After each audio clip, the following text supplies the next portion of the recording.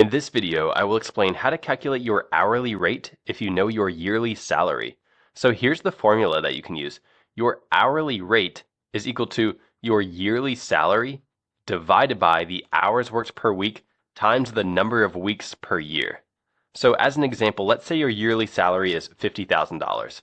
Here's how we can calculate your hourly rate. We would say your hourly rate is equal to $50,000, so your yearly salary, divided by, we have the hours worked per week. Now a typical work week is 40 hours, so let's go ahead and use 40 for this example. And then we'll multiply by the number of weeks per year. So there are 52 weeks in a year. So if we simplify this a little bit, we get $50,000 divided by 40 times 52 is 2,080. And when you do 50,000 divided by 2,080, you come up with $24.04.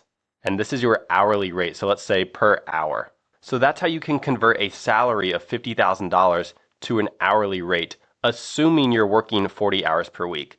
Now, let's check out an example where you have the same salary, but let's say you're only working part-time, so let's say you're working 20 hours per week. In this scenario, your hourly rate would be calculated as your yearly salary, so that's still $50,000, divided by the hours worked per week. We're going to use 20 for this value, so we'll say 20 times, and then we'll still use 52 weeks in a year. So 52 weeks. So when we simplify, we get 50,000 divided by, in the denominator we have 20 times 52, that turns out to be 1,040.